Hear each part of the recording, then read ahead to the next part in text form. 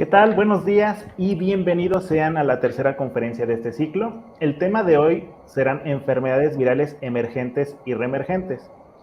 Esta vez con nosotros está la doctora Mirza Gabriela Romero Valdovinos. Ella es académica del Departamento de Microbiología y Parasitología de la Facultad de Medicina en CEU.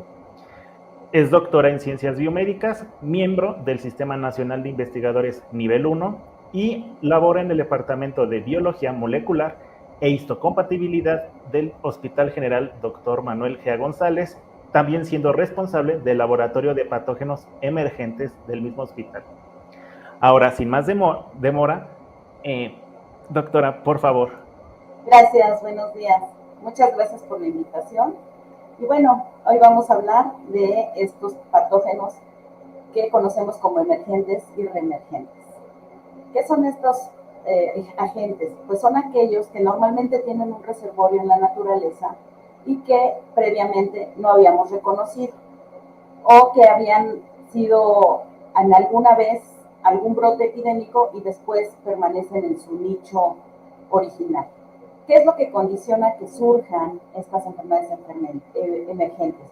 Primero, pues es el incremento en el crecimiento de la población, tanto de la humana como la de los reservorios o de los animales que pueden servir como huéspedes intermediarios.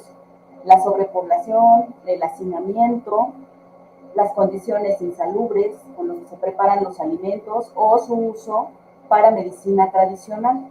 Entonces, muchas veces estos animales sirven para consumo no solamente de alimentos, sino como medicamentos en medicina tradicional. Normalmente estos virus tienen un reservorio, que es un animal que no se enferma, algunos huéspedes intermediarios y posteriormente el humano.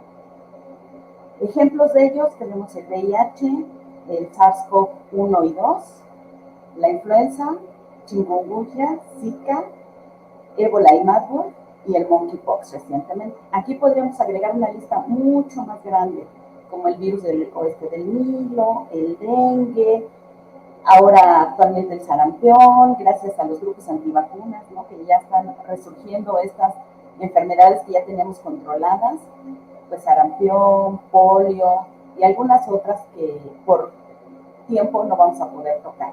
De VIH tampoco voy a hablar porque ya tuvieron una excelente presentación el lunes, entonces solamente me voy a referir a los otros virus. Podríamos hablar una hora de cada virus, pero pues al contrario, ¿no? Tenemos una hora para hablar de todos. Entonces vamos a empezar por los respiratorios, porque es mi formación profesional. Yo hice mi tesis de licenciatura y de maestría con el virus respiratorio.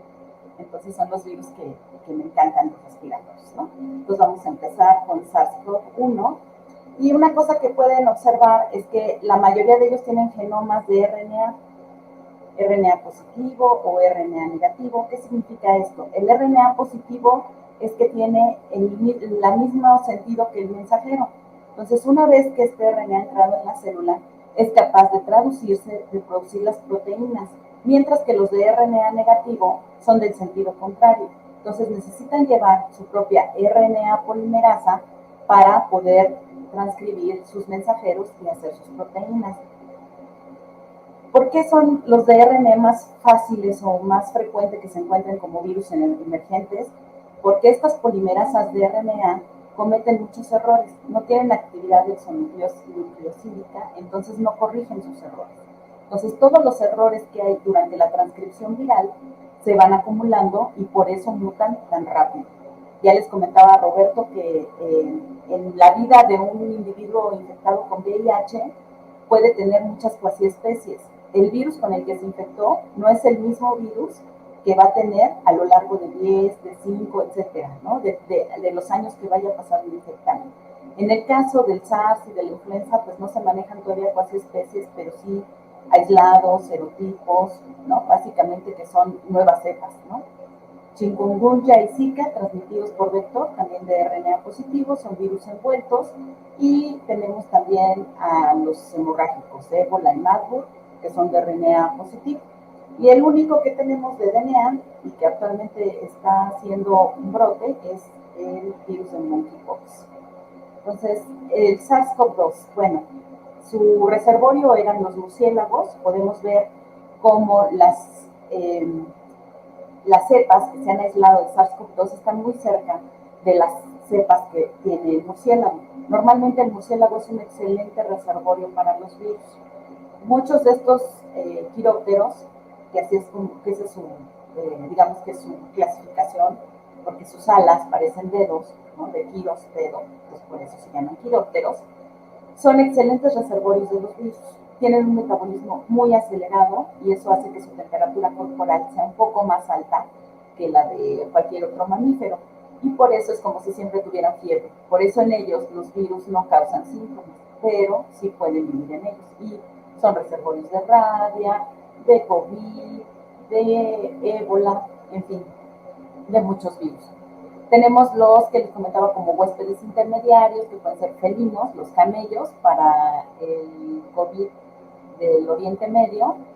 Y para el SARS-CoV-2, el SARS-CoV-1, mucho tiempo se pensó que era el pangolín y el gato del Tíbet, los reservorios intermediarios. Ahora ya sabemos que el vampiro o que el murciélago es el principal reservorio. Y de los huéspedes intermediarios pueden pasar al humano. Si vemos los genomas a través de los virus, podemos ver que del SARS-CoV-1 al SARS-CoV-2 pues hubo un intermediario que fue el virus del Oriente Medio y que su huésped intermediario son los camellos, ¿no? Por eso el brote epidémico pues se circunscribió a los lugares donde existen los camellos y por eso no prosperó tan rápido. Además de los cambios, ¿no? En su estructura, sabemos que todos los coronavirus tienen esta estructura donde su proteína de superficie, que es la más antigénica, se une a un receptor en la célula. En el caso de SARS-CoV-2, este receptor cambió a la enzima convertidora de angiotensina y entonces de esta forma pudo entrar y eficientemente en las células humanas. Una vez que infecta, empieza a replicarse dentro de la célula, lo que decíamos, al ser un virus de RNA, pues se va a transcribir y se va a traducir en el citoplasma. Los antígenos virales van a ser reconocidos por la célula presentadora de antígeno, en este caso un macrófago, que se lo va a presentar a los linfocitos T citotóxicos. ¿Qué va a pasar con estos linfocitos T citotóxicos? Pues que van a producir una serie de interleucinas de tipo proinflamatorio. A esto lo conocemos como lluvia o tormenta de citocinas, donde todas estas citocinas proinflamatorias lo que van a generar es una inflamación en los pulmones y de ahí pues va a venir la falla orgánica, ¿no? Pero es más que nada mediada por estos mediadores inflamatorios, que no solo incluyen citocinas, sino también quimosinas, que atraen nuevos macrófagos, nuevos linfocitos T citotóxicos, y aquí es donde se genera ese círculo inflamatorio tan potente. Por otro lado, como en toda respuesta inmunitaria, no solamente hay una respuesta celular, también una respuesta humoral, donde el linfocito T cooperador es, digamos que la estrella, va a presentar esos antígenos a las células B y estas van a madurar hacia células plasmáticas, que son las que van a producir prácticamente los anticuerpos que nos van a proteger en posteriores infecciones. Como sabemos, el virus apareció por primera vez, era un virus que no conocíamos, por primera vez pasó al humano y pues al no tener ningún conocimiento previo, pues todos los humanos éramos susceptibles y por eso se pudo propagar de una manera muy eficiente de humano a humano. Su transmisión es respiratoria. Todos sabemos que esto es que mientras hablamos, cuando estornudamos, cuando cantamos, estamos produciendo pequeñas gotas de saliva y estas permanecen en suspensión durante un largo tiempo y eso favorece que haya transmisión. Para poder manejarlo en el laboratorio, pues se requieren de instalaciones de nivel 2, por lo menos para diagnóstico, y para investigación estamos nivel 3, que son campanas de flujo laminar. Normalmente usamos equipo de protección más específico, ¿no? Como esta persona que va a tener un cubrebocas de alta eficiencia, batas desechables y caretas. En este caso, como está trabajando dentro de una campana, pues puede obviar ese tipo de protección personal. Las pruebas de laboratorio pues son básicamente moleculares, el PCR, y actualmente ya tenemos pruebas rápidas, que son inmunológicas, donde lo que detectamos es el antígeno del virus. Entonces, estas pruebas rápidas tienen un 80% de eficiencia, quiere decir que 20% de los infectados se nos escapan. Por eso muchas decían, no, pues es que tiene toda la sintomatología, pero es negativo para la prueba rápida. Pues hay que hacerle el PCR, ¿no? En esos casos. Igual, como hubo una respuesta internacional muy rápida ante la aparición de un nuevo patógeno y que se suponía que podía causar una pandemia, pues rápidamente hubo una respuesta para producir vacunas. ¿De qué vacunas? Pues tuvimos de todas, ¿no? Desde las más modernas, que fueron las de RNA, Moderna y Pfizer, y que fueron las primeras que probaron que tenían una alta eficiencia para prevenir la infección grave. Y posteriormente salieron las más convencionales, que ya son recombinantes, que utilizan un vector viral, normalmente un adenovirus. Y todavía tuvimos las más tradicionales, como Sinovac, que es una vacuna con virus atenuado. En la Ciudad de México, pues bueno, hemos tenido, bueno, en México en general, hemos tenido los picos bien marcados con las diferentes cepas, y actualmente nos encontramos en un pico bajo. Eso es que durante los picos de la infección que hemos tenido muchos casos, y ahorita nos encontramos en esta parte, ¿no? Nunca hemos logrado llegar a cero transmisión, siempre hemos tenido unos cuantos casos residuales. Ahorita estamos en este punto. ¿Qué es lo que esperamos? Pues que si se vacuna más población y quedamos menos susceptibles o se han infectado, pues estos picos ya no vuelvan a surgir. Pero viene el pico de invierno, entonces es cuando por la humedad, el frío del ambiente, las partículas virales pueden permanecer mucho más tiempo en suspensión.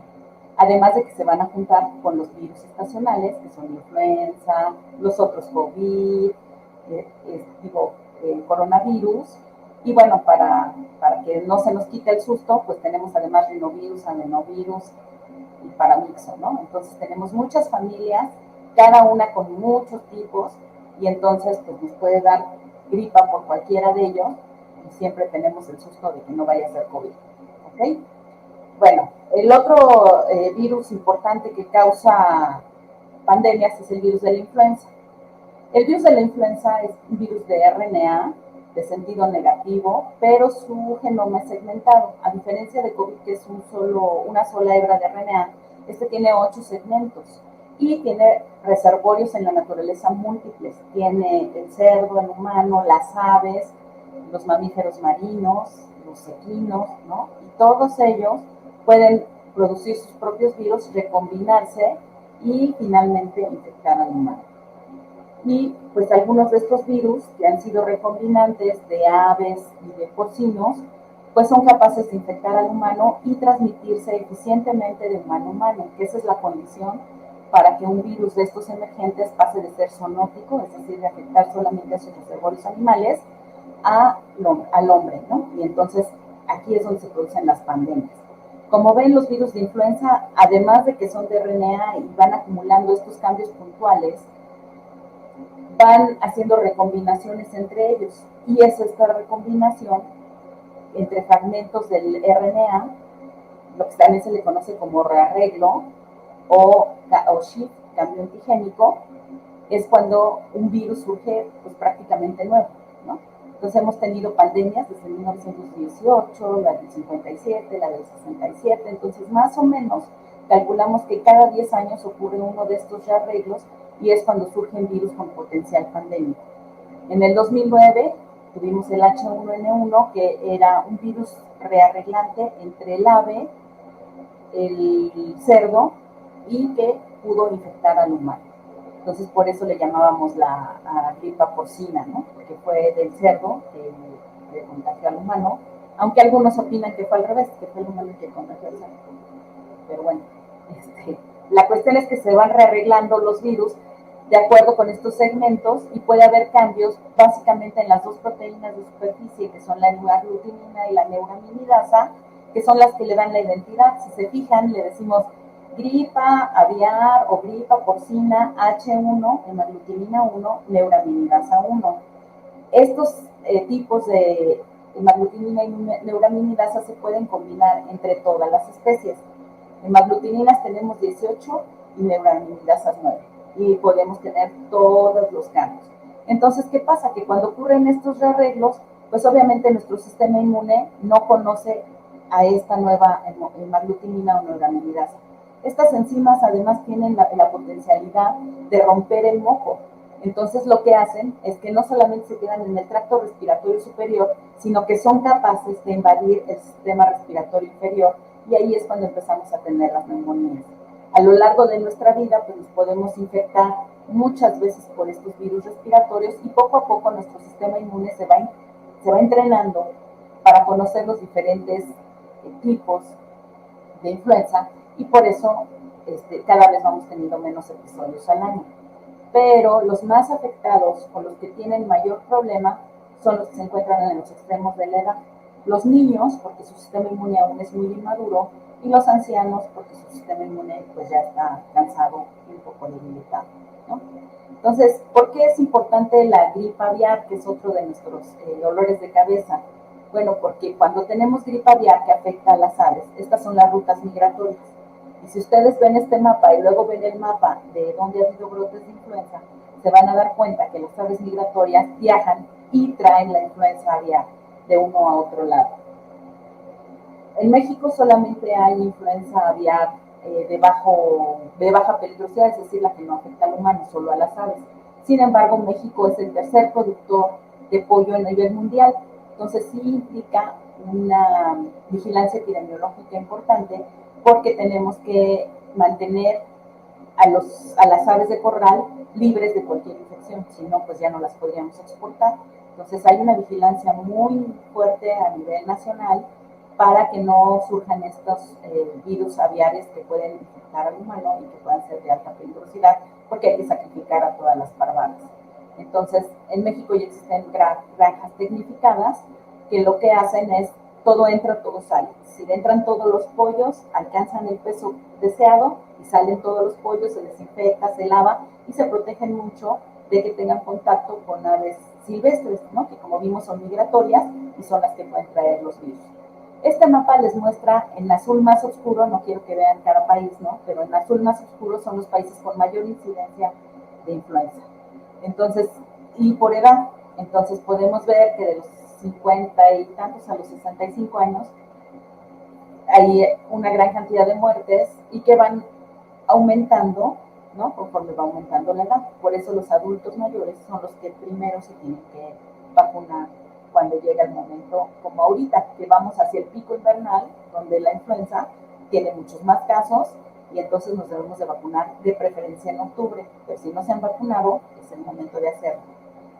Es cierto que la vacuna está recomendada para ancianos, niños pequeños, mujeres embarazadas que muestran el mayor riesgo. Sin embargo, nosotros como personal de salud, pues nos tenemos que vacunar cada año. Y además, si tenemos personas susceptibles en casa, niños o ancianos, o personas embarazadas o que tengan alguna enfermedad de base, pues sería importante vacunarnos para no llevar nosotros el contagio.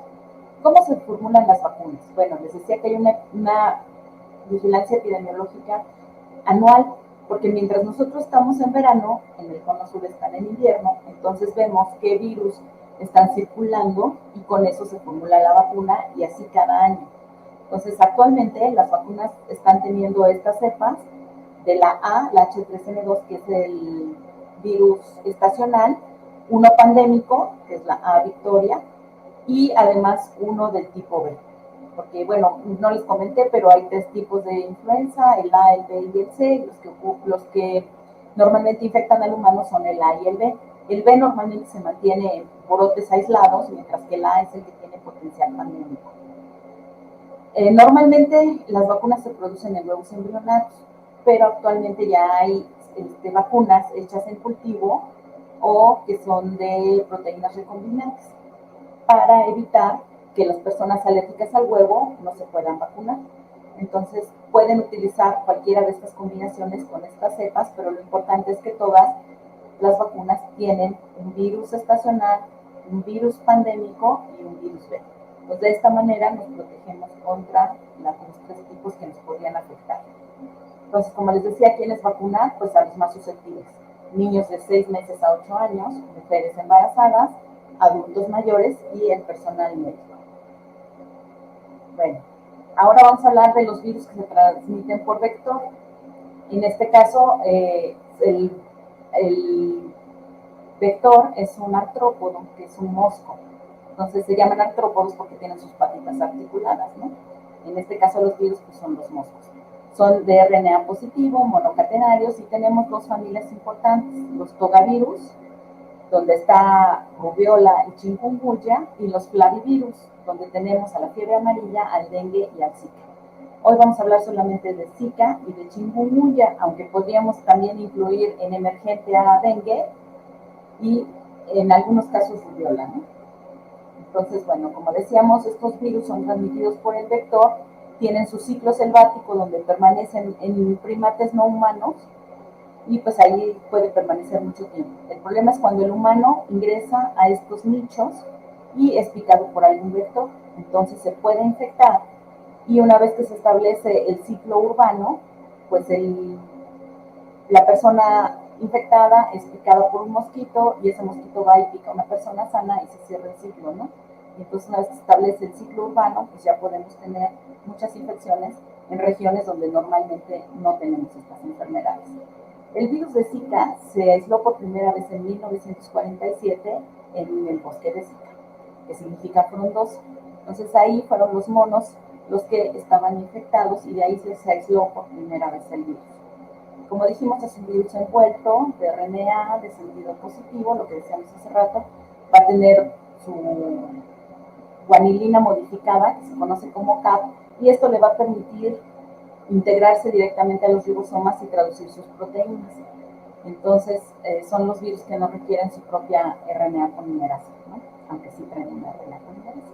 Entonces, bueno, esta es la caricatura, digamos, de su genoma, y aquí tenemos la caricatura del virus, su genoma de RNA, sus proteínas de la envoltura, sus proteínas de matriz y su proteína de cápside, son las proteínas que conforman al virus.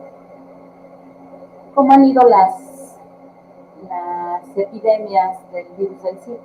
Bueno, en el 2007 se registraban en África, de ahí pasaron a Asia, fueron las cepas asiáticas las que llegaron a América para el 2015.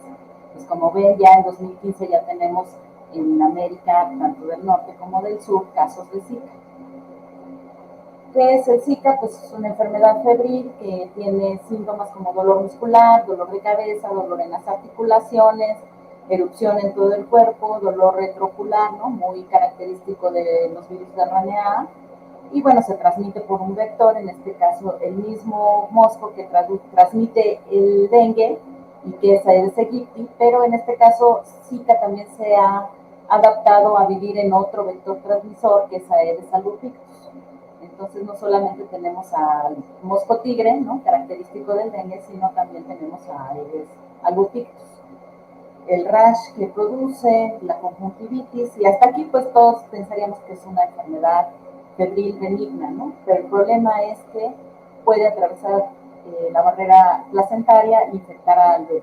Entonces, durante el embarazo es un punto muy importante para no adquirir Zika porque hay daños en el producto que pueden ir desde la microcefalia hasta daños oculares y de retraso mental. Por eso es que pues se evita que las mujeres se embaracen o que estén embarazadas y se infecten con Zika.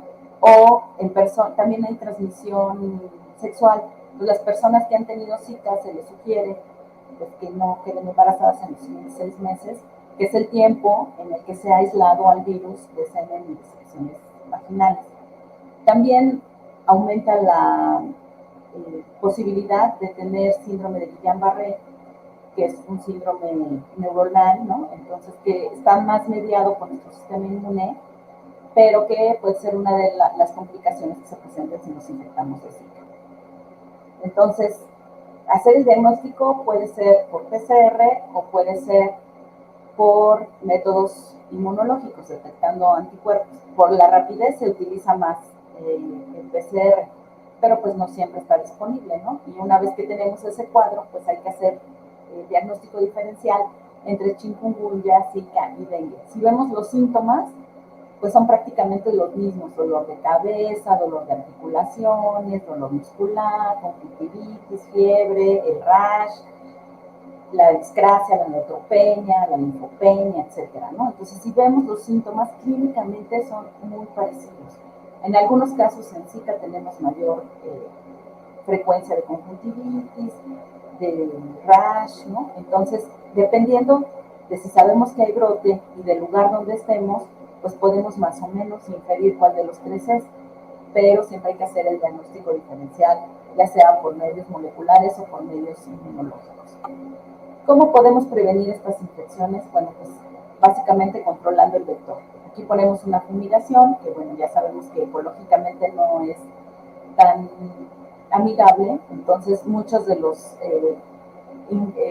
para control de vectores que se han hecho son introducir peces que puedan comerse las larvas del mosco y también liberar moscos infértiles.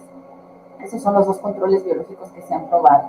El uso de repelentes, que pueden ser naturales, ¿no? Como esencias de plantas que a los moscos no les gustan, como el crisantemo. Y bueno, en los casos de lugares donde hay una alta incidencia de estas infecciones, pues es dormir bajo mosquiteros y usar ropa que te proteja de los piquetes de mosco. Ahora vamos a hablar de chikungunya. Es otro virus muy parecido, vimos que son primos hermanos, están en diferentes familias, están en la familia Togavirus.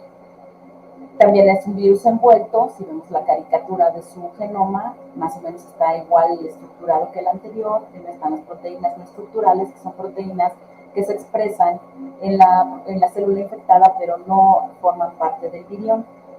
Tenemos la proteína de cápside y la proteína de superficie, que son las que son más antigénicas y las que se unen a la célula para infectar. Nuevamente el virus entra por medio de un receptor, entra en una vesícula, hay un cambio de pH y esto hace que se libere el genoma, el cual se puede ser traducido inmediatamente en los ribosomas, glicosilado, la partícula viral se va a madurar y va a ser expulsada al medio, ¿no? Nuevamente, este virus se aisló primeramente en África, por eso tiene ese nombre, chikungunya, significa doblado, y esto es por el aspecto que tienen las personas infectadas.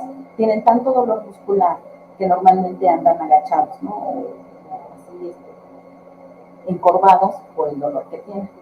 Pues bueno, igual las cepas de África fueron hacia Europa, hacia Asia y finalmente a América, llegaron a Brasil y de Brasil a todo América del Sur y América del Norte, ¿no? Centroamérica y América del Norte. Entonces, para 2015 teníamos estos brotes y actualmente pues ya se han quedado estos virus en los lugares donde ya se han encontrado una vez. Nuevamente el virus entra por una picadura de un mosquito, de ahí vía linfática se distribuye a todo el organismo y puede afectar todos los órganos. Este virus en particular tiene mayor afectación hacia las articulaciones. Aparte de la fiebre y el dolor muscular y todo eso, hay inflamación en las articulaciones y es una de las características, ¿no? Entonces vemos inflamación, vemos el rash, vemos aparición de petequias en algunos casos. Y bueno, ya dijimos que una de las reacciones puede ser porque el virus todavía está presente, que es lo que se piensa, ¿no? Que puede haber órganos que tengan privilegio inmunológico y que se queden infectados por más tiempo del que desaparecen los síntomas. Normalmente una persona infectada en 15 días o 3 semanas ya está sin síntomas agudos, ¿no? Que son la fiebre, el malestar general, el rash. Pero sigue con los problemas de artritis y la inflamación en las articulaciones. Y esto es mediado por la cantidad de interleucinas que se produjeron a la infección del virus. Entonces, es nuestro sistema inmune el que está mediando esta inflamación de las articulaciones. Bueno, vamos a pasar a otros virus que son de fiebres hemorrágicas, que digamos que el principal o el más característico es el virus de ébola, del cual tenemos varios subtipos, ¿no?, que han infectado al humano en varias ocasiones, en diferentes brotes epidemiológicos. Este virus es muy contagioso y tiene un cuadro clínico muy aparatoso. Que vemos en internet, si buscamos los casos clínicos, vamos a tener gente con hemorragias de encías, con hemorragia de nariz, que lloran sangre, ¿no? Y se ha hecho muy famoso en las películas. Ustedes han visto esta imagen en muchas películas. Es un virus filamentoso de RNA en sentido negativo, es decir, tiene que llevar su propia polimerasa. También es no segmentado y también es envuelto, pero requiere, como no hay vacuna, no hay tratamiento y tiene una alta mortalidad, un nivel de bioseguridad 4. Por eso no en cualquier país ni cualquier laboratorio puede cultivarlo ni puede hacer estudios sobre él. Es sensible a la betapropiolactona, al cloro, al fenol, ¿no?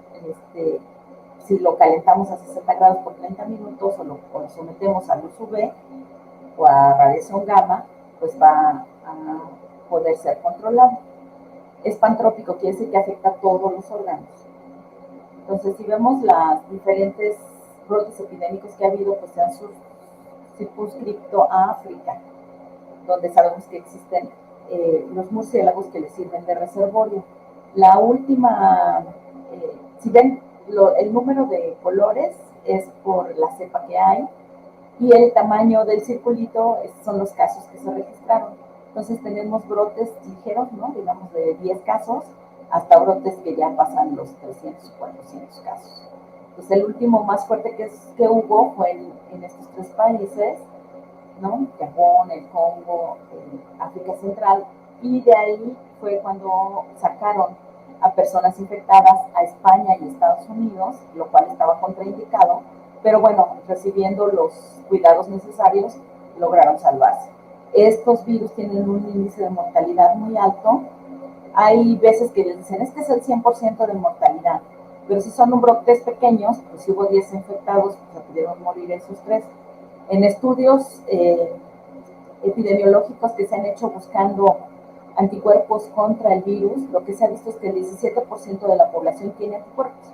Es decir, que en muchos casos totalmente asintomáticos. Sin embargo, cuando hay un primer caso hemorrágico, pues rápido se prenden las alarmas y se hace un cerco sanitario para evitar el contagio por la gran mortalidad del virus. Otro virus que también tiene un reservorio en los murciélagos, de ahí pasa a sus huéspedes intermediarios y el hombre entra en contacto con estos huéspedes intermediarios, porque los usan de alimento o los usan por su piel o como para adornos, ¿no? Hacen adornos con las manos de los gorilas o con la piel, y eso determina que entren en contacto con las secreciones de los animales y de ahí puede empezar el brote. Una vez que ha pasado al humano, la transmisión es vía contacto directo con las secreciones de la persona. Una de las costumbres más arraigadas en los lugares donde hay ébola es que durante el velorio de las personas las besan. Entonces besar el cadáver es una de las formas de contagio más frecuentes.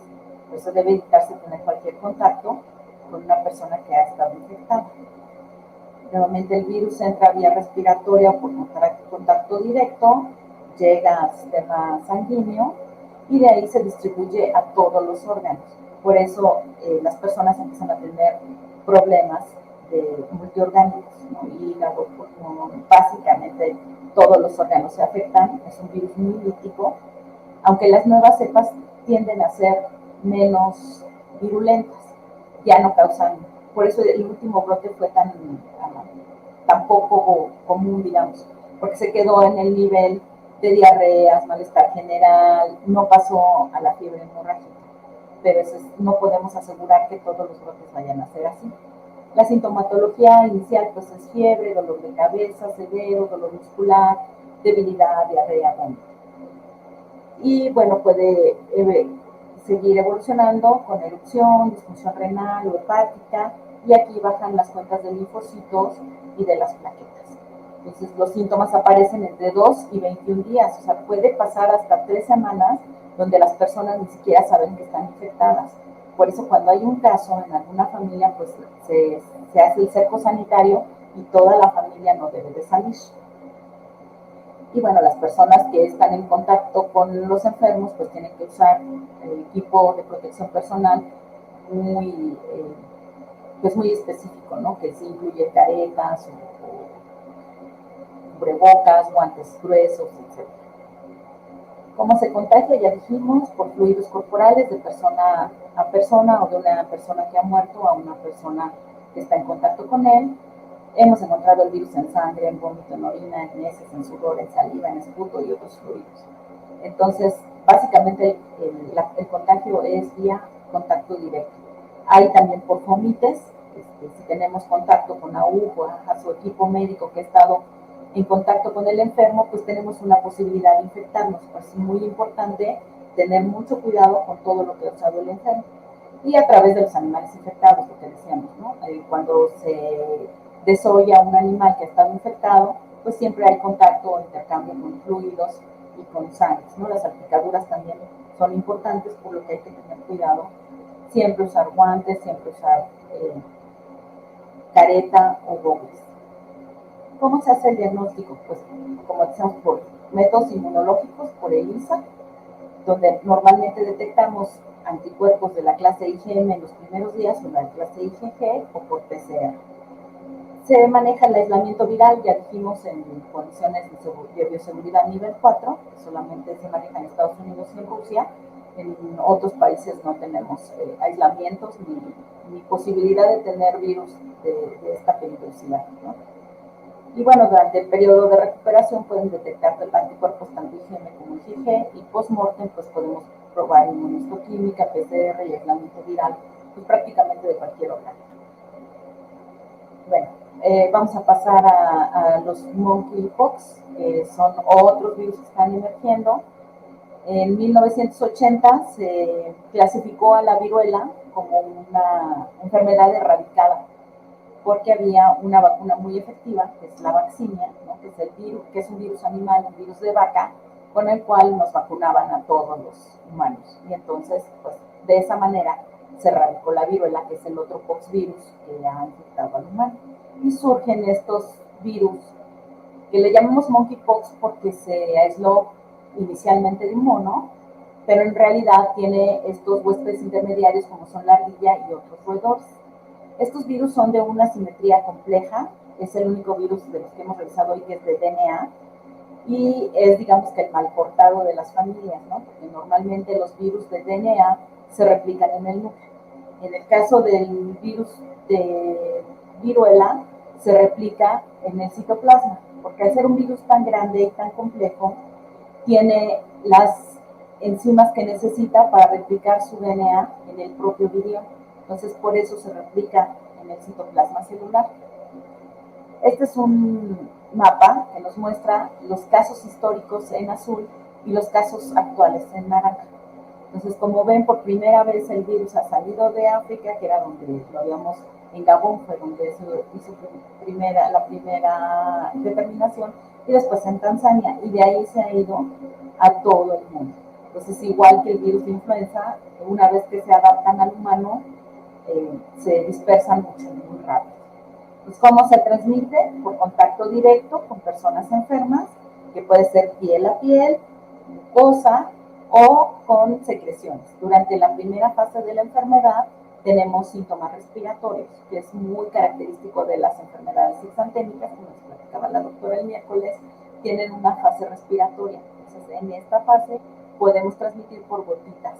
Lo más común o lo más frecuente es contacto directo piel a piel o cuando tenemos contacto con las lesiones.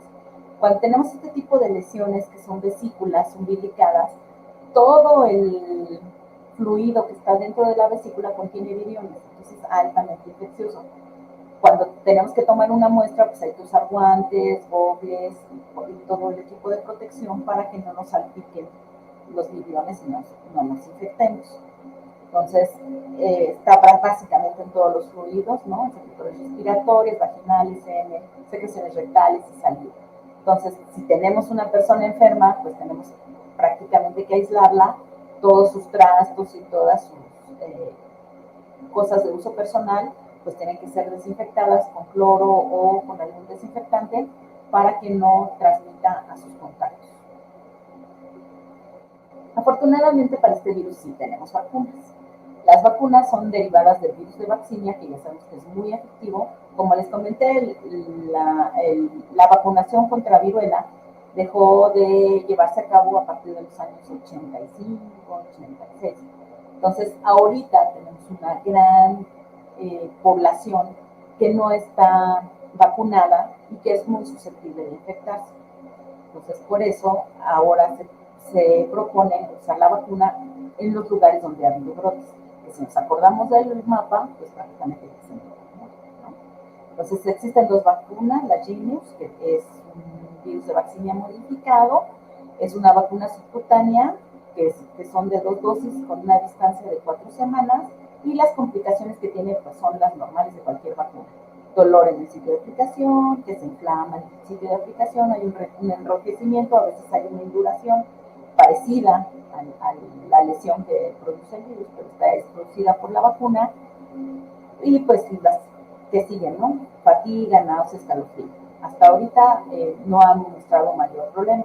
La otra vacuna, que se llama CAN 2000, también es un virus de vaccinia modificado que se ha atenuado en fases sucesivos en células B.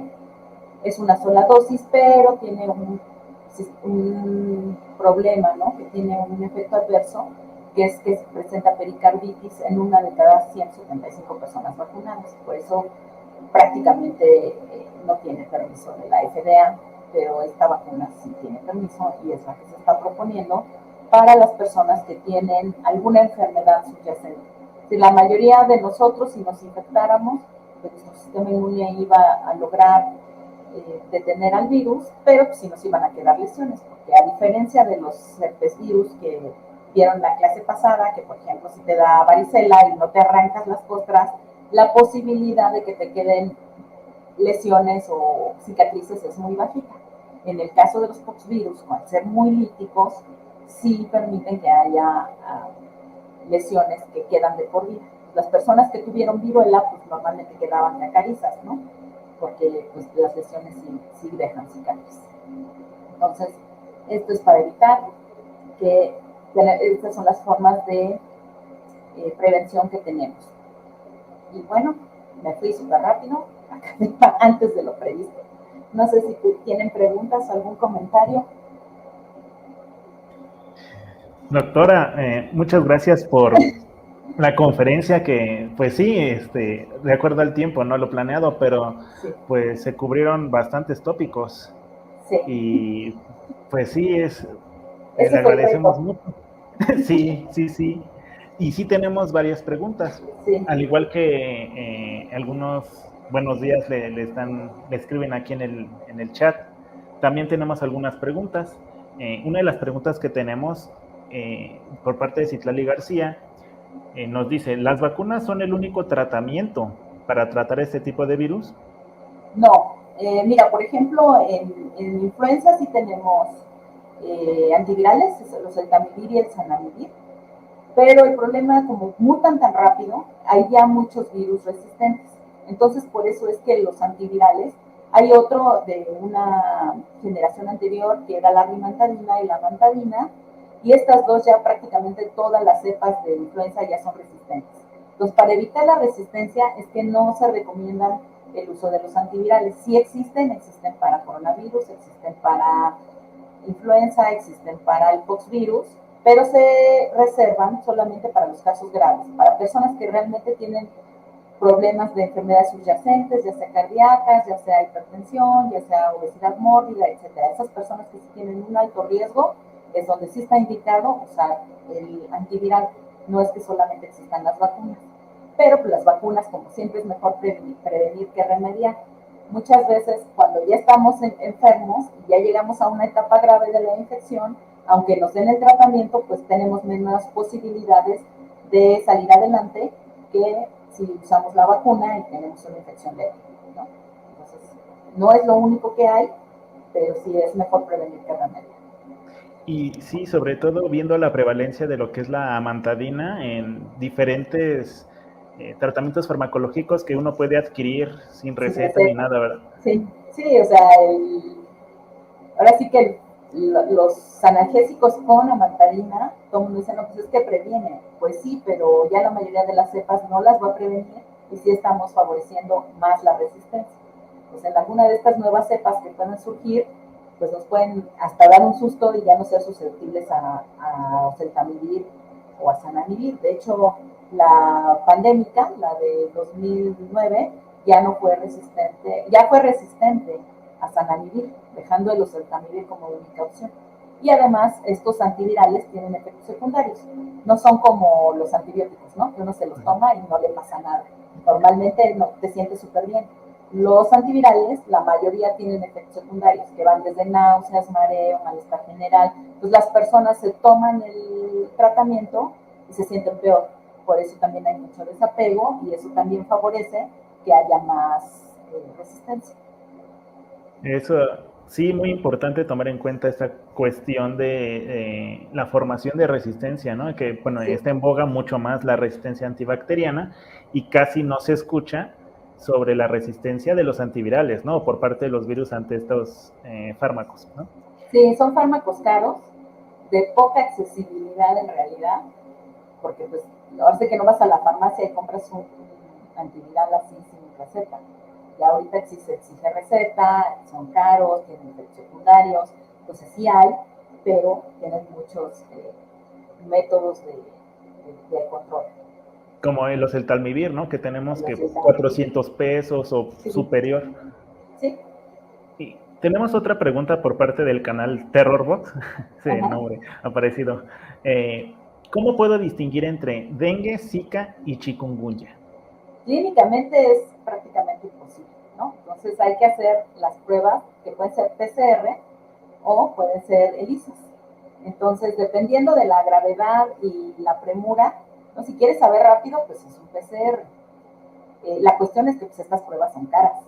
Entonces, digamos que un PCR de manera particular está saliendo arriba de 2,000 pesos. Para estos tres hay que hacer la distinción porque normalmente, como es el mismo vector, coinciden en los lugares donde hay un brote epidémico por dengue, puede haber uno de Zika y uno de chikungunya. Entonces hay que hacer el diagnóstico diferencial por estos medios. Sí, y luego sobre todo que, bueno, muchas veces lo que puede ocurrir es que el estudiante puede considerar de que el dengue, ¿no? Cefalea retrocular, que muchas veces hay que recordar que pues, los casos no son libros de texto. Que, No, pues ya ¿no? sabemos que los pacientes son únicos y que pues no hay Uh-huh. enfermedades, ¿no? Hay pacientes. Así es. Entonces realmente pues cada paciente es individual.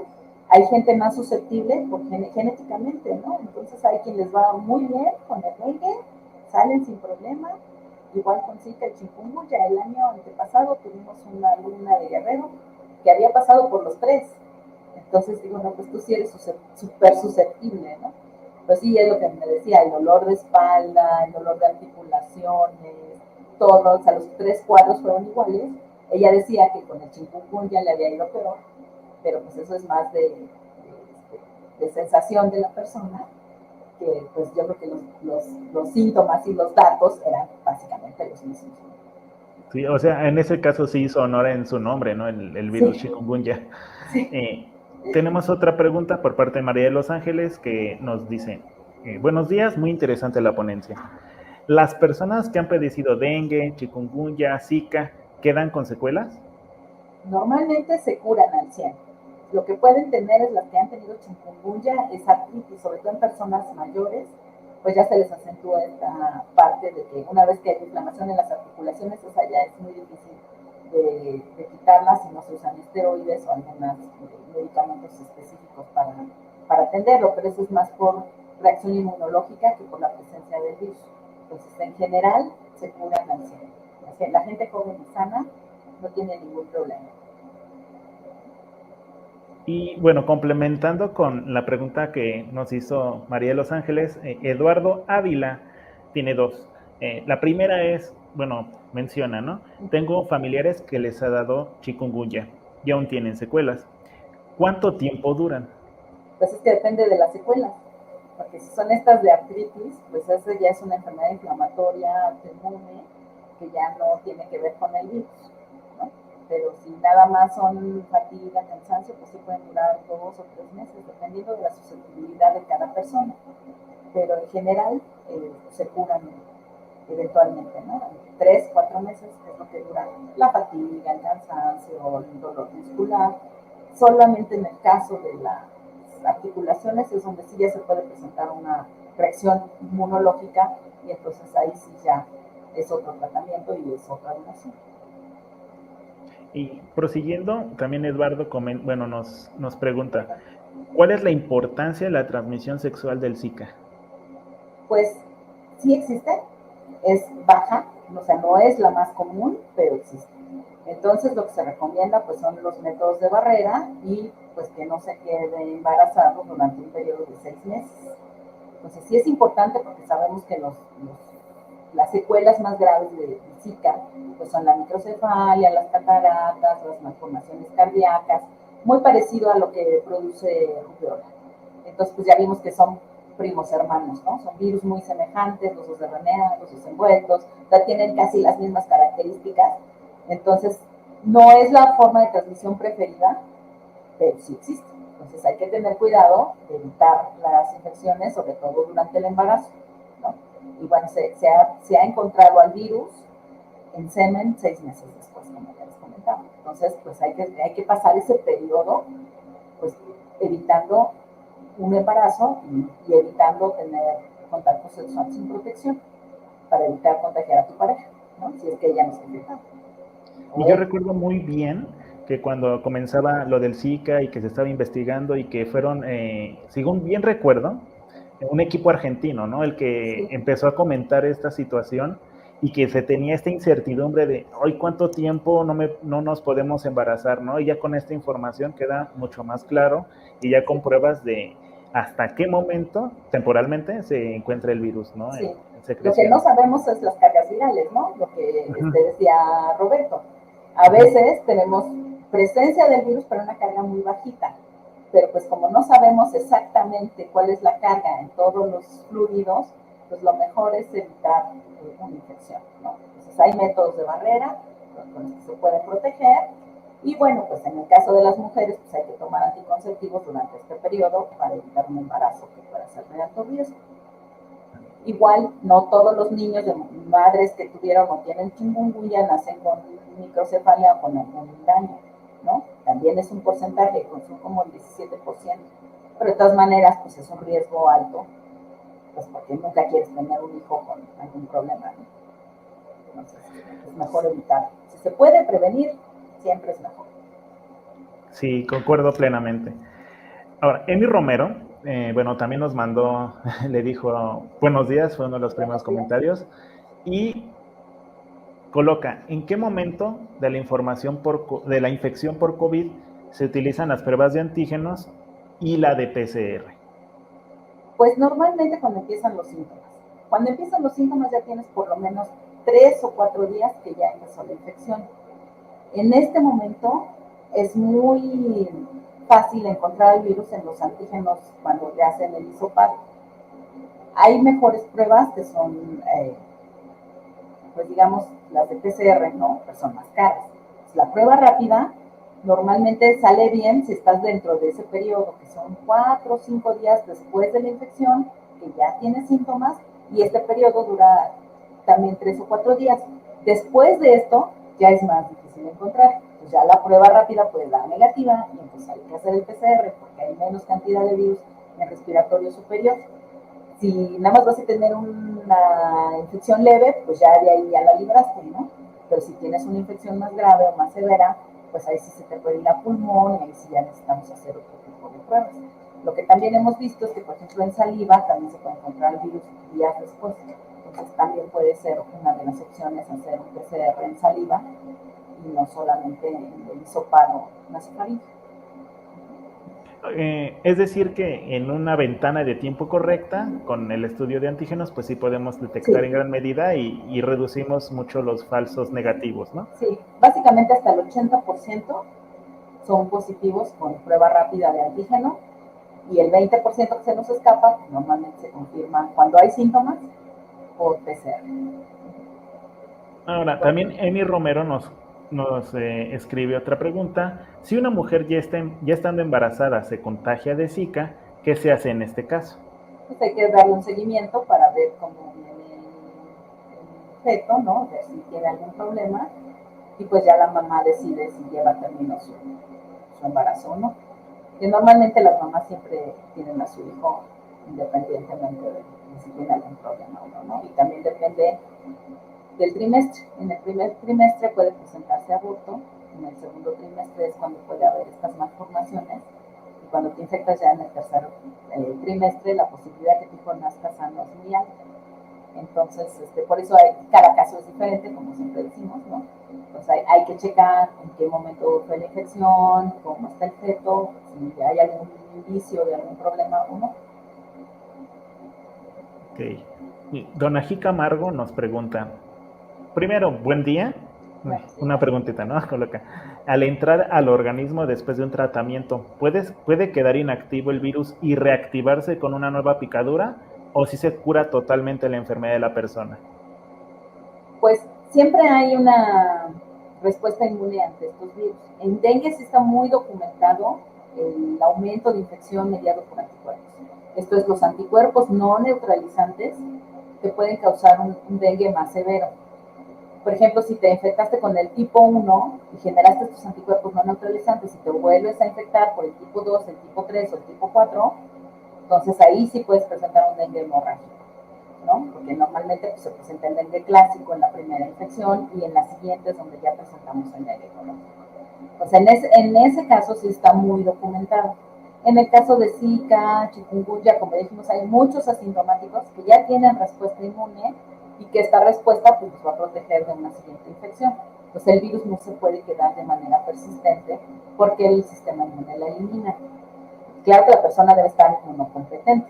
Si la persona está no inmunocompetente o inmunocomprometida, ahí los casos pues, son diferentes. Pero en general, la gente sana y joven elimina el virus siempre. De hecho, el 90% de las infecciones virales de cualquier virus se autolimitan. Lo que pasa es que si tienes algún problema de salud que no tenías ya registrado, se te puede exacerbar cuando te infectas, ¿no? Entonces, ese es el punto por lo que pues existen las vacunas y porque hay personas que son muy susceptibles y ya tienen efectos adversos con el virus que pueden llevarlos a la muerte, ¿no? Por eso, para evitar estos casos, es que existen las vacunas. Pero, pues, si vemos todos los respiratorios han sido así. Tú te infectas de manera aguda, ¿no? Digamos, y si te fue bien y te fue leve, pues te vas a infectar la siguiente más leve y la siguiente más leve y la siguiente más leve. Pero, pues, hay gente que es muy susceptible y a la primera le da una neumonía y pues se queda, ¿no? Entonces, para evitar estos casos, es que existen las vacunas y que se han desarrollado las vacunas. Y Raquel Díaz nos pregunta, bueno, buen día, muchas gracias por su ponencia. ¿Y cuál de estas patologías? Un momento. Ok. Todas. Sí. Creo, si me escuchan, te congelaste, pero no sé si yo Ok, también. ya está. Sí, tal vez fui yo, pero Okay. ya estamos, ya estamos. Okay. Nos coloca, buen día, muchas gracias por su ponencia. ¿Cuál de estas patologías se considera de notificación sanitaria inmediata? Todas las emergentes y reemergentes son de notificación obligatoria. Entonces, aunque las veas en tu consultorio particular, las tienes que notificar porque de esta manera tenemos más seguido el brote. Cosa que no ocurre en nuestro país, por cierto, ¿no? O sea, ya sabemos el INDRE, epidemiología, los hospitales grandes, pues tenemos la obligación de reportar. Pero los consultores particulares, pues muchas veces no reportan. Por toda la monserga que implica, ¿no? Porque hay que reportar el caso, decir qué pruebas se hicieron, certificar que estas pruebas fueron hechas en un laboratorio confiable, etc. Ahorita, por ejemplo, con COVID, todas las pruebas se tienen que notificar. Entonces, pues ahí Salud Digna y todos los laboratorios que están certificados tienen que notificar, encontrar cuántos casos se encuentran, el nombre del paciente, la edad, el sexo, etcétera. Todas estas características que nos hacen seguir más fácilmente el brote, ¿no? Pues porque, bueno, nunca hemos llegado a la transmisión cero. Entonces seguimos teniendo pandemia y seguimos teniendo que cuidarnos. Y sobre todo ahorita que, como les comento, viene el pico invernal, donde se van a juntar las infecciones estacionales con estas que están siendo pues pandémicas, ¿no? Entonces, pues, si te enfermas no vas a saber si es rinovirus, paramixo, adeno, corona o cuál de los virus respiratorios es. Pues obviamente el diagnóstico diferencial se va a complicar muchísimo. Entonces lo mejor es cuidarnos, ya sabemos, evitar lugares concurridos, usar cubreboca, no saludarnos de beso ni de mano, lavarnos las manos frecuentemente, ventilar espacios, etc. Todas esas recomendaciones que ya no sabemos de memoria y que nos pueden evitar un gran susto. Y hablando de sustos, que aquí tenemos también, pues es una pregunta que también es importante, ¿no? Que el público lo sepa. ¿Qué debo hacer en caso de que yo contraiga viruela del mono? Aislarte. Entonces, si tú estás enfermo, aíslate, tus contactos cercanos, digamos tu familia, pues no deben de compartir ningún accesorio personal, los vasos, los platos, todo lo que pueda tener saliva, secreciones, las sábanas, etcétera, pues las debes usar solo tú y se deben de lavar con cloro. La persona que lo lave pues tiene que traer guantes, protegerse, no tener contacto directo con nadie, no tener relaciones sexuales, no besos, y no contacto directo con piel o secreciones, porque todo eso es característico para contagiar. En una persona sana, normal, en 3 semanas va a salir de la viruela, ¿no? Hay casos que se complican. En México todavía, según el CDC, no tenemos una muerte. Según la Secretaría de Salud, creo que hay una. Entonces, la mortalidad es baja, pero eso no implica, es que es lo mismo que con COVID, ¿no? O sea, el R0 es de 3, pero si permitimos que se infecten 80 millones de mexicanos, pues el 3% ya se nos vuelve un número muy grande. Puede pasar lo mismo con viruela de mono. Si dejamos que la gente se infecte y que tenemos una amplia cantidad de población, una franja poblacional muy grande que no se ha vacunado contra viruela y que puede ser susceptible a los POCs. Entonces, esa franja de población es la que ahorita puede detectar que haya un brote fuerte o importante.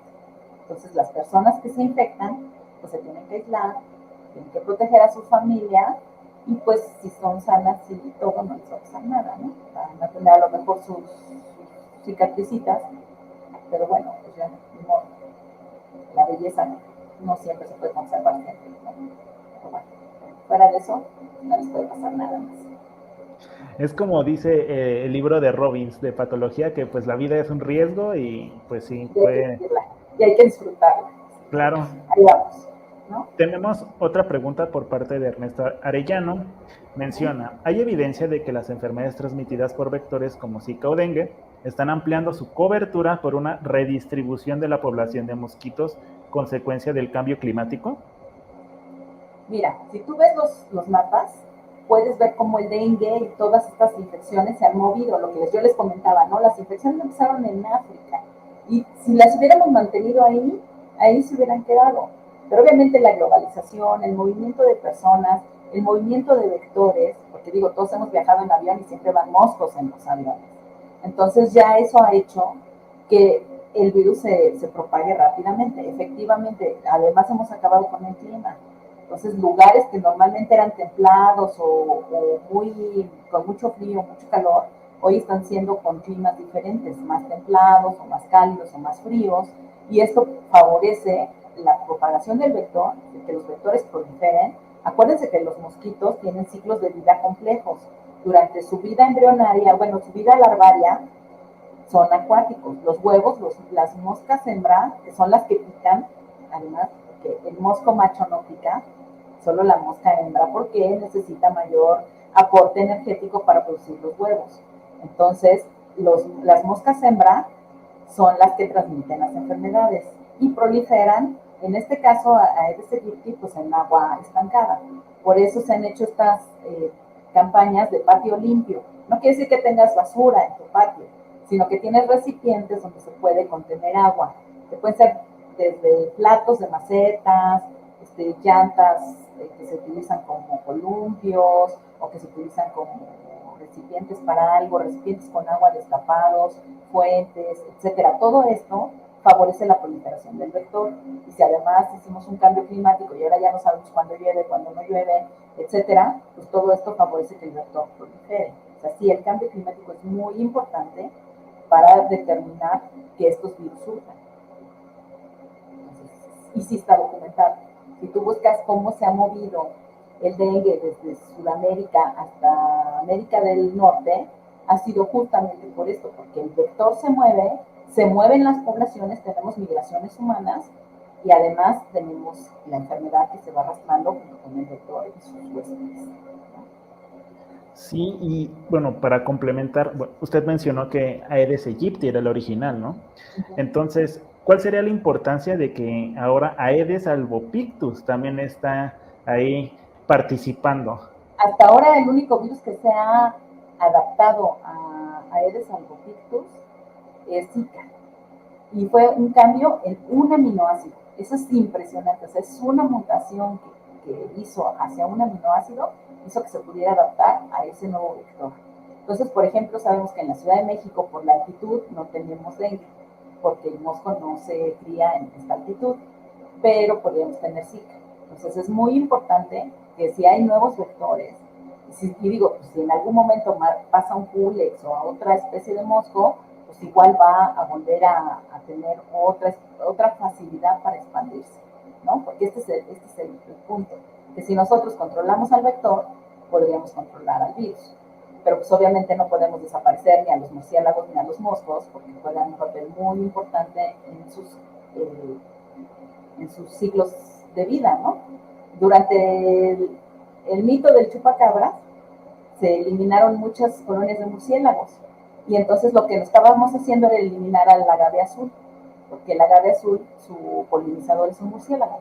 Entonces, es muy importante que no eliminemos ningún vector ni ningún reservorio, porque tienen una función en la naturaleza. Por eso es que no podemos decir eliminen a los moscos de la faz de la tierra, porque sirven de alimento justo a los murciélagos y a otros insectívoros, ¿no? Entonces, por eso son muy importantes y cada uno juega un papel primordial en la naturaleza. Y curiosamente, sí, yo he escuchado esos comentarios de, ay, los mosquitos, ¿para qué sirven, no? Elimínenlos, Sí. pero pues claro, Sí. forman parte fundamental del ecosistema. Sí. Tenemos otra pregunta por parte de don Ají Camargo. Nos comenta, ¿la vacuna de la viruela se puede solicitar para protegerte y prevenir o solo en ciertos casos se aplica? No hay ahorita disponibilidad de la vacuna en todos los países. En Estados Unidos sí hay, en México no. Todavía no está considerado vacunar a toda la población, porque como comentamos, solamente hay una parte de la sociedad que puede estar susceptible. Entonces, como hasta ahorita se ha logrado contener el brote, ¿no? O sea, no hay una expansión muy grande de los casos, hasta ahorita no se ha contemplado vacunar. Pero bueno, sería conveniente ir planeando, ¿no? Si esto se sigue expandiendo, pues para tener vacuna disponible para todos aquellos que sean susceptibles.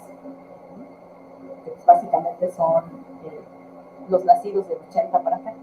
Ya los que estamos más viejitos, pues sí tenemos nuestra cicatriz de viruela que nos vacunaron con el virus de la vaccinia, ¿no?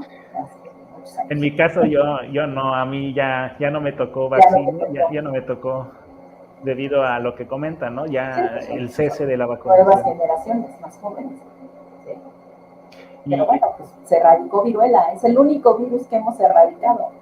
Entonces, pues yo creo que valdría la pena hacer el esfuerzo y erradicar monkeypox, canarypox y todos los pox que se puedan adaptar al humano. Porque efectivamente, mientras están en sus nichos, en sus reservorios naturales, no nos causan mayor inquietud, ¿no? El problema es cuando brincan al humano y no se tienen las condiciones adecuadas para detener el brote.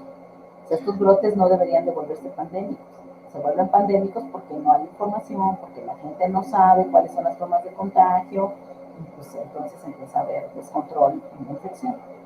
O cuando el humano también va a los nichos, ¿no? Sí. Va a los nichos. Te metes a un nicho que no te corresponde, o sea, realmente los que hemos invadido los nichos naturales de los reservorios somos los humanos. Ya no es que el reservorio se salga de la selva, es que el humano va a la selva y le empieza a poblar, le empieza a talar, empieza a hacer cambios, y entonces ahí es donde se entienden estos brotes, que pues normalmente son virus que no estamos en contacto con ellos, ¿no? También uno de los comentarios también muy interesantes que luego se suelen hacer es, o se tienen estas preguntas es ¿por qué? ¿Por qué en estos, ya que viene noviembre, diciembre, enero, febrero, ¿no? Que por qué incrementa la incidencia de las enfermedades respiratorias virales. Esa sí sería una cuestión interesante, Pues es lo ¿no? que te comentaba, hace más frío, hay más humedad en el ambiente, entonces estos virus que son envueltos normalmente son muy susceptibles a la fisicación. Entonces, cuando tú secas, pues se deshidratan y ya, se inactivan, porque esta membrana que tienen, que los protege, es parte de la membrana celular y por lo tanto su característica bioquímica es de una grasa. Pues, ¿qué pasa con una gotita de grasa cuando toca una tela? Se absorbe. Por eso es la utilidad del cubrebocas. Entonces se absorbe y ahí el virus se inactiva. Pues lo importante de traer el cubrebocas es traerlo seco. Por eso se recomienda que se ventile, porque una vez que se seca una superficie, la posibilidad de que el virus sobreviva es muy baja. Pero ahorita que hay más humedad, que hay más frío, que tendemos a cerrar ventanas, ¿no? Porque se hace frío, pues cerramos ventanas y pues no ventilamos, entonces tenemos mayor cantidad de virus y mayor cantidad de carga viral en un espacio cerrado. Pues por eso es importante que si me siento mal, me arde la garganta, tengo secreción, al primer síntoma, no importa si es COVID, si es influenza, si es RFD, el que sea, no debo de salir. Tenemos la costumbre de, ay, sí me estoy muriendo, tengo fiebre, tengo malestar, pero tengo que ir a la escuela porque si no, yo no sé qué pasa. No, no, pues hay que encerrarse. O sea, la verdad es que ahorita que viene este pico de infecciones respiratorias, si te sientes mal, aíslate y hasta que decidas qué es, o hasta que sepas, ya te haces el diagnóstico y sabes qué es, pues bueno, ya puedes tomar otras precauciones, pero de inicio, enciérrate y sigamos tomando esas precauciones. No subirnos al metro, no ir a lugares concurridos, digo, hasta donde podamos, ¿no? También no se trata de vivir encerrado en tu casa, se trata de tomar las precauciones necesarias. Entonces, si viene el camión todo cerrado porque hace frío, pues con la pena, hay que abrir las ventanas y mejor ponerse una chamarrita a todos, ¿no? Porque justamente son estos cambios en temperatura y en cantidad de humedad lo que facilita que estos virus permanezcan en el ambiente. Y en México el pico invernal dura hasta finales de febrero, o sea que hasta marzo, que empieza a hacer calorcito, es cuando ya tenemos el fin del pico invernal de virus estacionales. Entonces, los 2 años anteriores que tuvimos la pandemia, pues como todo el mundo usaba cubreboca, todo el mundo se lavaba las manos, se evitaron estos picos, ¿no? Y además los virus siempre tienden a hacer este tipo de cosas que uno, si uno está muy alto, el otro se baja. Pero ahorita que ya vamos a tener, digamos que la casi normalidad de COVID, pues van a venir los otros. Y pues ya tenemos brote de RCV, que normalmente es para niños y viejitos, y ya tenemos brote de influenza. Entonces, mejor seguir usando cubrebocas, seguir tomando precauciones y evitar que esto se pueda descontrolar. Si pueden vacunarse, sobre todo ustedes que son personal de salud, pues ya tienen que estar vacunados, ¿no? Que van a haber pacientes que van a estar en el medio hospitalario, que es de los más contaminados. Y bueno, aquí en el hospital ahorita no traigo cubrebocas porque estoy sola en mi oficina, pero si no, pues me verías con el cubrebocas porque aquí sí es obligatorio, ¿no? Sí, así es, y bueno, hay algunos comentarios, ¿no? El diablo está en los detalles en el sentido de que simplemente esa cuestión de comprensión de humedad, ¿no? La humedad, la desecación hace una gran diferencia, ¿no? O nosotros al saber que tiene una envoltura de naturaleza grasa, el jabón, El que, jabón es primordial. que simplemente también la población general entienda de que pues, pues mira, tiene una envoltura de grasa y a nosotros lavarnos las manos entendemos que pues se le quita todo Sí, el jabón disuelve la grasa, entonces disolventes, ¿no? Por eso es ahora tanto el uso del gel, pero pues muchos ya tenemos las manos resecas de tanto gel, entonces pues mejor agárrate tu jaboncito, lávate bien tus manos, ponte tu cremita, cantán, ¿no? Entonces igual no es necesario limpiar con 10 litros de cloro no, o sea, con una tapita de cloro en una cubeta y podemos limpiar y ya se quitó el virus, o si tenemos algún detergente de estos, o solvente de estos que se utilizan para limpieza doméstica es suficiente. Ni siquiera tiene que ser cloro, ¿no? Porque luego andamos cloreando a todo el mundo y ya nos queremos nosotros bañar con cloro y no es necesario. Y bueno, ya se demostró que COVID no tiene tanta transmisión por fomites. No quiere decir que nos descuidemos, quiere decir que si usas tu cubrebocas, te lavas las manos, evitas lugares concurridos, vas a evitar la infección. Y sí, o sea, es prematuro decir que ya concluyó la pandemia. Claro que no. Es prematuro.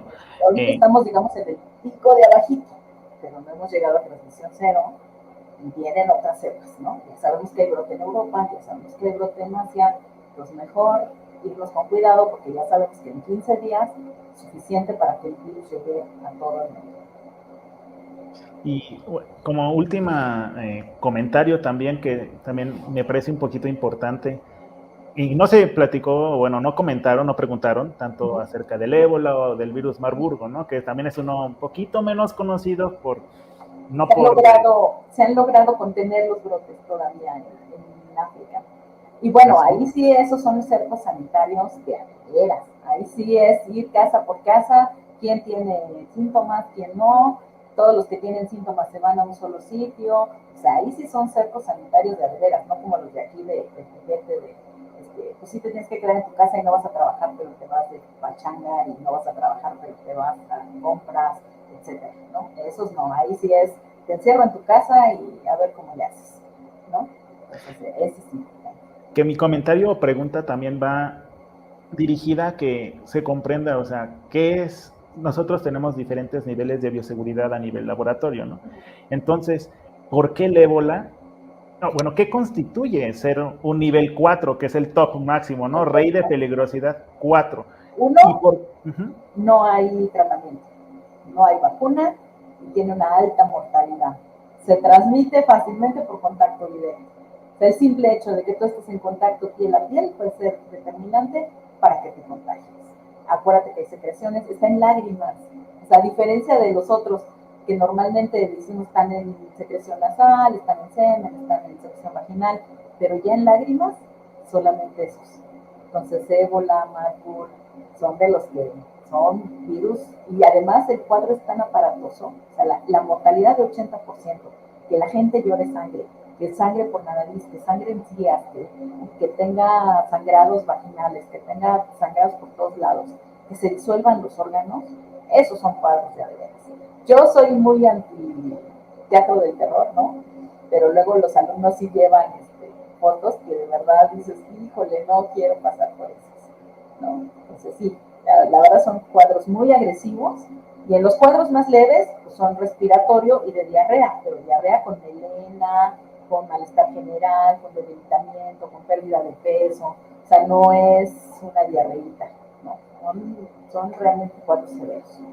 Pues por eso es que se maneja a nivel 4, que además no tenemos vacuna, no tenemos tratamiento específico y sí una alta mortalidad. Entonces, por eso es que se maneja a nivel 4. Y bueno, SARS-CoV-2 cuando empezó, pues empezó a nivel 3, tampoco tan bajito. Entonces, de hecho, todavía se maneja como nivel 3, porque aunque ya hay vacuna y todo, todavía no sabemos bien. Se aprobaron muchas vacunas por emergencia, pues todavía no sabemos efectividad, todavía no sabemos qué tan buenas son para evitar la infección, que ya vimos que estas nuevas cepas están brincando totalmente la protección que nos generaron estas vacunas. Entonces, pues también son de los niveles importantes de bioseguridad. Pues bioseguridad 1, pues es la que manejamos todos los laboratorios, 0, ¿no? O sea, un cuarto limpio y con tu mesa de trabajo y cantar. Nivel 2, pues ya te implica pues tener lugares donde específicamente desechar todo lo que utilizas para los virus, con cloro, con campanas de extracción, etc. Pero ya un nivel 3 ya te implica presión positiva, ya te implica un cuarto de cultivo con campanas de bioseguridad nivel 2, con filtro cepa, que uses cubreboca de alta eficiencia, careta, dobles, y que utilices material desechable. Entonces sí, ya son como que va subiendo el nivel de especificidad, y obviamente tratar de evitar en lo posible que el virus salga al ambiente, porque tampoco quieres generar un brote, ¿no? Ese es el punto, que dependiendo de la virulencia del virus y de la peligrosidad que representa, es cuando usamos medidas de bioseguridad diferentes. Otra cosa que siempre dicen es que ahí fue muy rápido la aparición de la vacuna. No, pues era una vacuna que se estaba desarrollando para ébola y llevaba 15 años de desarrollo. Pues lo único que se hizo es que, pues, bueno, ya la biología molecular ha avanzado a ese grado, donde lo único que hacemos es cambiar el determinante antigénico, la secuencia genética que estamos manejando en el laboratorio, y por eso se pudieron hacer las vacunas tan rápido. Además de que fue una colaboración internacional muy importante, ¿no? Todos los países del primer mundo estuvieron colaborando para sacar las vacunas lo más rápido posible. Sí, o sea, básicamente se pone en pausa el mundo. Es algo que pone en pausa el mundo y se vuelve prioridad internacional. Las pérdidas económicas por infecciones respiratorias son gigantescas. O sea, el que una persona no pudiera trabajar un día ya es grave. Que no pudiera trabajar 2 días, más grave. Que ya tenga que pasar 15 o 20 días internado en un hospital, gravísimo. Más los gastos hospitalarios también, ¿no? Considerando. Sí, ¿no? Es una pérdida económica muy grande. Entonces, por eso es que también se tienen que generar vacunas contra los rinovirus y contra virus que causan catarro común, porque son muchos días hombres de pérdida. Así, suele pasar. Suele pasar. Pues en caso de rinovirus sí es pues la cantidad de rinovirus que hay, ¿no? También está ese detalle. Son 121 serotipos. Y por ahí va adeno, los 50. Entonces, pues lo que te digo, cuando tienes un catarro, pues tú no sabes si es rinovirus, si es adenovirus, si es todos los virus respiratorios que hay. O si es sarampión, porque los casos atípicos de sarampión también se quedan en la fase respiratoria. Entonces, pues sí, tenemos bastante que entretenernos. Tenemos aquí una última pregunta por parte de Citlali García, que nos comenta qué tan efectiva es la aplicación de estas vacunas. Pues depende otra vez de la gente, ¿no? Hasta ahorita, por ejemplo, influenza y COVID, que son las dos que tenemos disponibles, son muy buenas, porque a lo mejor no te defienden de la infección. También está el mito de que es que me puse la vacuna y me puse peor. Pues te pusiste peor porque te infectaste con otro virus y entonces tu sistema inmune estaba ocupado con la vacuna y por eso te dio un cuadro un poquito más severo, pero no te moriste. Entonces, para evitar la infección grave, muy eficientes, más arriba del 90%. Para evitar la infección, menos eficientes, como por el 80%. Entonces, pues depende si tienes todos tus refuerzos, si tienes una inmunidad buena, si no eres tan susceptible, si eres joven, si no estás enfermo, si no tienes ninguna condición, pues son prácticamente 100% efectivas, ¿no? A todos los que nos vacunamos y nos dio ahora con Omicron, que normalmente nos dio una infección muy leve, como un catarro fuerte, pero pues un catarro, ¿no? Pero, o sea, pregúntales a los que les tocó alfa o beta y sin vacunar. Entonces, a eso sí les cuento mal, ¿no? Entonces, todos tenemos a alguien en la familia que falleció o que le fue muy mal y que todavía tiene secuelas. Entonces, son muy efectivas para evitar esos cuadros graves. Ya para evitar la infección, pues todavía nos falta ahí un cachito. Pero pues ahí vamos. Sí, yo considero que también ese es un punto importante, que la población no se quede con la idea de que previenen la infección así, sino que se comprenda que el impacto va hacia lo que es mortalidad o morbilidad severa. Exacto. Bueno, doctora, le agradecemos muchísimo la plática, sí, la conferencia, esta sesión. De hecho, nos comentan muy buena charla en el chat. Gracias. Bueno, por parte de mía, pues no les deseo un buen día, les deseo un excelente día, un excelente fin de semana y que pasen buenos días de muertos, 1 y 2 de noviembre, para todos. Muchas gracias, felices fiestas, hasta luego. Hasta luego.